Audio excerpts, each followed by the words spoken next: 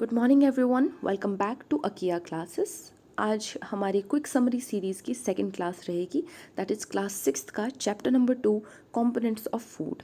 तो ये चीज़ हमने पिछले चैप्टर से ही रिलेट करनी है कि जो भी हम खाना खाते हैं उससे हमें कुछ न्यूट्रिएंट्स मिलते हैं, और वो न्यूट्रिएंट्स कोई भी हो सकते हैं, फैट्स हो सकते हैं, प्रोटीन्स हो सकते हैं, फाइबर्स हो सकते हैं, कार्बोहाइड्रेट्स हो सकते हैं। और एक खाने में एक ही टाइप का न्यूट्रिएंट हो ऐसा ज़रूरी नहीं है, बहुत सारे न्यूट्रिएंट्स भी हो सकते हैं, बस किसकी क्वांटिटी ज़्यादा है उसके बेस पर हम उस खाने को उस कैटेगरी में डाल देते हैं।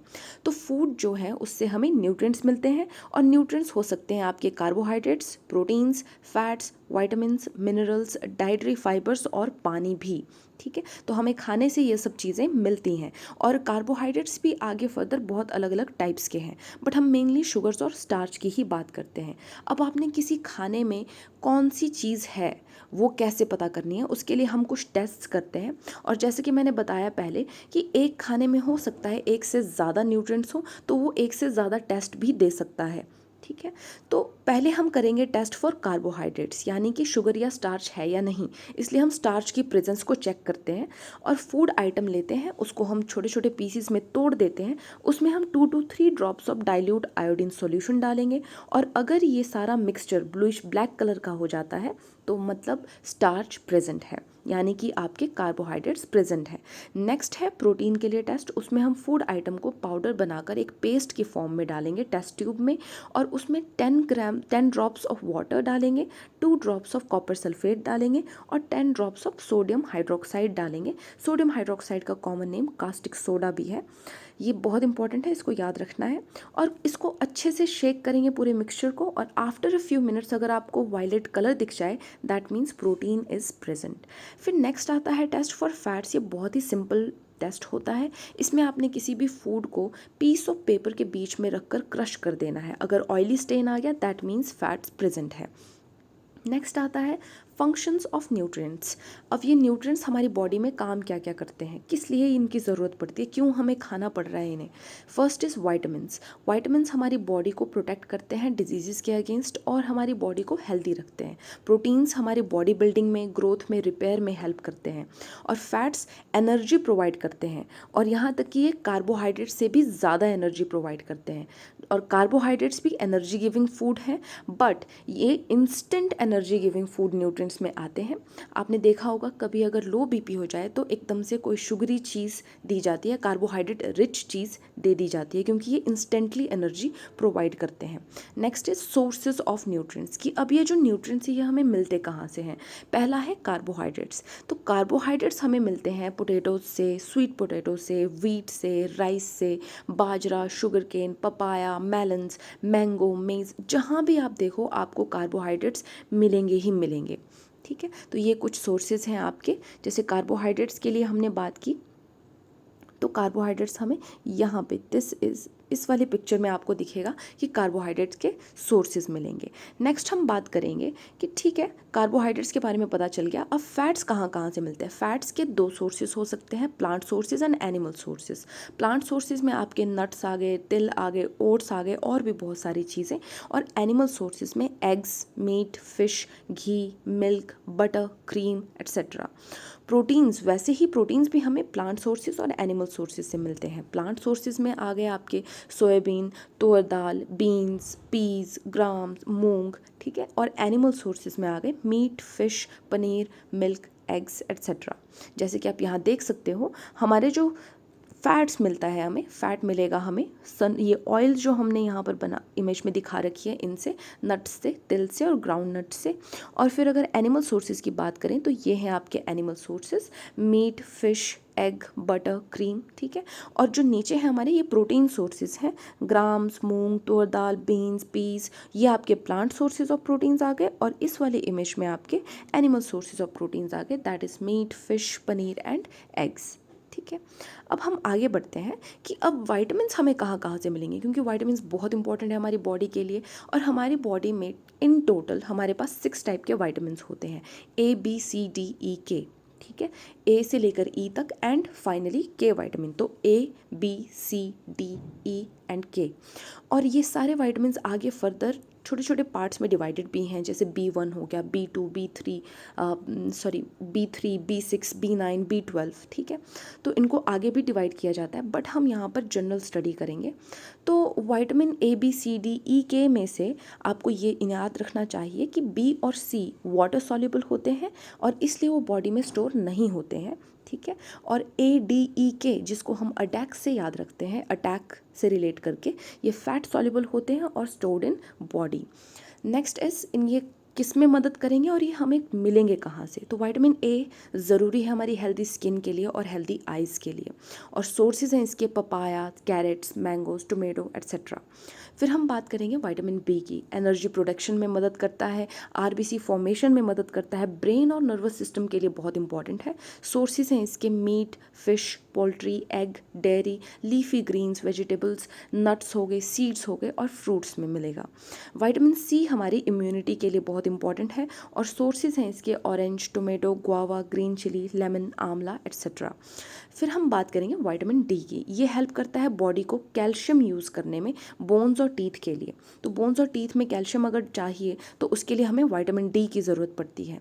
तो ये सोर्सेज रहेंगे vitamin D K, sun, fish, egg, liver, butter, milk etcetera. फिर हम बात करेंगे विटामिन ई की। ये भी इम्यूनिटी में मदद करता है, विटामिन के यूज़ में मदद करता है और ब्लड वेसल्स की वाइडनिंग में मदद करता है ताकि ब्लड क्लॉट फॉर्म ना हो ईजिली। सोर्सेज रहेंगे इसके almonds, peanuts, avocado, peanut butter, fish, red bell pepper etcetera. और लास्ट है हमारे पास विटामिन के। ये ब्लड क्लॉटिंग में मदद करता है, इसको क्लॉटिंग विटामिन भी कहते हैं या कोएगुलेटिंग विटामिन भी कहते हैं। ये बोन हेल्थ के लिए भी ज़रूरी है और इसके सोर्सेज रहेंगे ग्रीन लीफी वेजिटेबल्स और वेजिटेबल ऑयल्स हो गए, blueberries, meat and fish, cheese, eggs etcetera. तो ये आपके कुछ विटामिन्स के सोर्सेज थे। अब आगे डाइटरी फाइबर्स की बात करते हैं। हमारे खाने में डाइटरी फाइबर्स भी रहेंगे जिसको हम रफेज भी कहते हैं और ये डाइजेशन में मदद करेगा। इसमें कोई भी न्यूट्रिएंट नहीं मिलेगा और इसके सोर्सेज रहेंगे आपके फ्रूट्स और वेजिटेबल्स। फिर हम बात करेंगे मिनरल्स की। हमें खाने से मिनरल्स भी मिलते हैं जैसे कि iodine, phosphorus, iron and calcium. Iodine हमें मिलेगा ginger, spinach, salt, fish, sea food से, और phosphorus milk, bananas, chilli, wheat, rice से। आयरन हमें स्पिनच, एप्पल और लीवर से मिलेगा और कैल्शियम मिल्क एंड एग्स से मिलेगा। ये कुछ इमेजेस हैं जहाँ से आप देख सकते हो sources of vitamin A, sources of vitamin B, sources of vitamin C, और फाइनली दूसरी साइड है sources of iodine, sources of phosphorus, sources of iron, sources of calcium. अब हम आगे बढ़ते हैं हमारे लास्ट टॉपिक के इस चैप्टर पे, that is deficiency diseases. Deficiency diseases usually तभी कॉज होते हैं जब आपकी डेफिशिएंसी लास्ट करती है over a long period of time, और उनमें से हमारी डेफिशिएंसी सबसे पहले जो हम स्टडी करेंगे वो है प्रोटीन डेफिशिएंसी। प्रोटीन डेफिशिएंसी का मतलब है कि काफ़ी टाइम तक उस आदमी को या इंसान को प्रोटीन नहीं मिला है। तो क्या होता है, स्टंटेड ग्रोथ होती है, स्वेलिंग ऑफ फेस हो जाती है, डिस्कलरेशन ऑफ हेयर शुरू हो जाता है और काफ़ी सारे स्किन डिजीज़ होने के चांसेस रहते हैं, डायरिया भी हो जाता है। और साथ में एक बहुत ही फेमस इसके साथ एक डिजीज़ जुड़ा है, दैट इज़ क्वाशियोरकर, जो प्रोलॉन्ग्ड प्रोटीन डेफिशिएंसी की वजह से होता है। इसकी मैं आपको इमेज दिखा देती हूँ। यहाँ देखिए, ये क्वाशियोरकर वाला बच्चा है जिसको प्रोटीन डेफिशिएंसी है। Next is both carbohydrates and protein deficiency. अगर कार्बोहाइड्रेट और प्रोटीन दोनों ही ना मिले बॉडी को तो क्या होता है, लीन, थिन और वीक बॉडी बन जाती है, और जो इंसान है वो या बच्चा है that is not able to move, मतलब बच्चा जो है वो मूव भी नहीं कर पाएगा या इंसान जो है वो मूव भी नहीं कर पाएगा। इसमें भी एक बच्चों का डिजीज़ है दैट इज़ मेरेस्मस, जिसमें कार्बोहाइड्रेट्स, फैट्स और प्रोटीन्स तीनों की डेफिशिएंसी देखने को मिलती है। तो आप यहाँ पिक्चर में देख सकते हैं मेरेस्मस वाला बच्चा कुछ ऐसे दिखेगा। नेक्स्ट इज वाइटामिन्स की डेफिशिएंसी डिजीज़ेस। तो वाइटामिन्स की डेफिशिएंसी डिजीज़ेस पढ़ने से पहले मैं आपके साथ कुछ इनके कॉमन नेम्स शेयर करना चाहती हूँ क्योंकि बहुत इंपॉर्टेंट है ये। तो आपने बिल्कुल सीक्वेंस में लिखना है vitamin A, B, C, D, E और के, और इनके कॉमन नेम्स कैसे याद रखने हैं, यहाँ पर एक सेंटेंस है, इसको आपने याद रख लेना है, दैट इज़ रथ एक टॉफ़ी। तो हमारे 6 वाइटामिन्स हैं और रथ एक टॉफ़ी में भी 6 आपके लेटर्स आएंगे। तो रथ के आर से रेटिनॉल फॉर विटामिन ए, थ से thiamine for vitamin B, A से ascorbic acid for vitamin C, क से कैल्सीफेरोल फॉर विटामिन डी और ट से टोकोफेरोल फॉर विटामिन ई, फी से फाइलोक्विनोन फॉर विटामिन के। इसलिए विटामिन ए का कॉमन नेम है रेटिनोल, जिससे कॉज होता है नाइट ब्लाइंडनेस या जीरोप्थेल्मिया।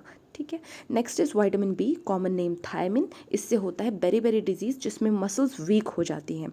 Next is vitamin C, ascorbic acid भी कहते हैं इसको, इसकी डेफिशिएंसी से स्कर्वी होता है, that is bleeding gums. Next is vitamin D, calciferol, जिससे रिकेट्स हो जाता है, और रिकेट्स का मतलब है सॉफ्ट एंड बेंट बोन्स हो जाना।